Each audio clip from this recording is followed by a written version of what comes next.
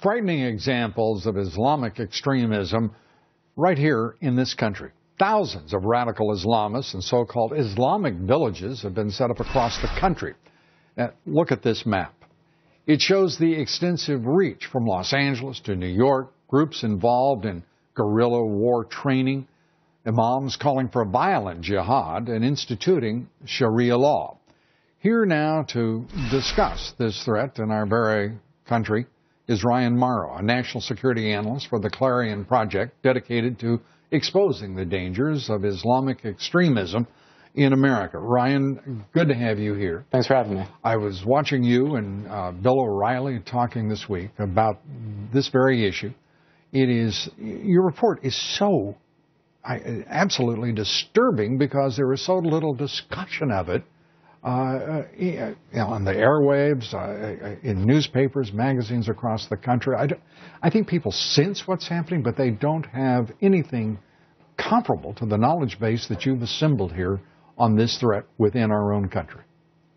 Right. Viewers can go to clarionproject.org and see some of what's going on in their state. We have a section on our website called Islamist Organizations in America, referring to the radicals. And I think the fundamental issue here is that we've heard so much about Al-Qaeda and ISIS, and we focus on the individuals that are setting off the bomb. You have to focus on the ideology as a whole. If you're calling for instituting Sharia or you're preaching anti-Americanism, you're creating the foundation for all of that to happen. You're part of the same problem.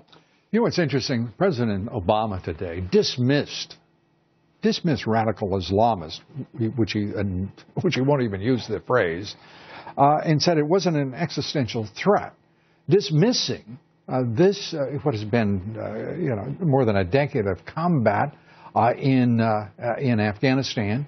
The Taliban emerges the victor, whom we had destroyed at the outset of that conflict. The ideology which he ignores is exactly what makes it an existential threat, and he dismisses it with a wave of his emperor's wand, or whatever you may call it. It seems not only irresponsible, but purposefully duplicitous.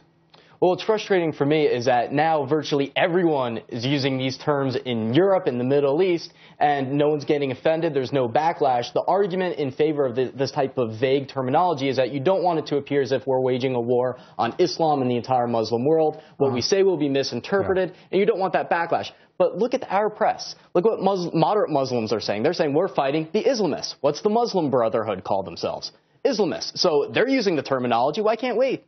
And the question would be, why do we have to defend our use of any language? Free speech is a right in this country. It is not in Europe to the extent it is here. Free speech is fundamental to the American experience and to the American culture and our Constitution. The group, CAIR, they style themselves as a civil rights organization. What are they in your judgment? Well, in the judgment of the Justice Department and the Muslim Brotherhood as written in their own documents, this is an entity of the U.S. Muslim Brotherhood. Specifically, what the Brotherhood set up was the Palestine Committee. It was a secret section to advance the Hamas agenda through the media. And the FBI wiretapped some of the founders of CAIR at a Muslim Brotherhood meeting in Philadelphia in 1993. And you can read these wiretaps, the transcripts online. And they were specifically talking about using deception in order to advance the Islamist cause. And here's the ironic thing about that. They were saying, we're Islamists. We're fighting for the Islamist cause. And now CAIR says to the media, you can't use the word Islamist. And by the way, they have succeeded in stilling the voices of so many media organizations, news outlets, because they are litigious and because they have been working diligently to effectively silence an independent press in this country. Hancock, New York. Talk about that town in New York and what you have found there.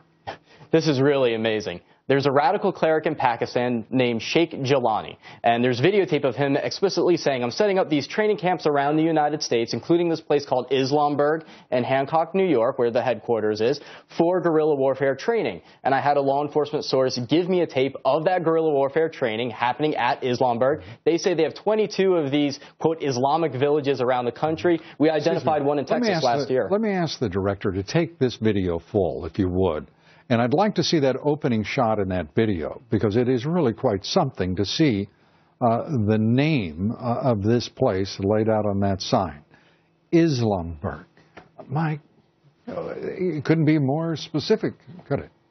No, and this is basically to set up a no-go zone. They are isolating themselves. They're essentially creating a state within a state, and they're very radical. Their leader said that Jews are examples of human Satans and that the Jews engineered Pearl Harbor to make us go and fight Hitler. Incredible.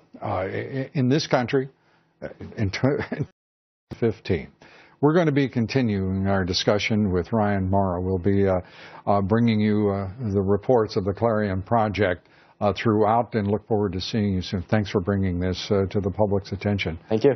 The country owes you a real expression of thanks. We appreciate it. Thank you. Up next.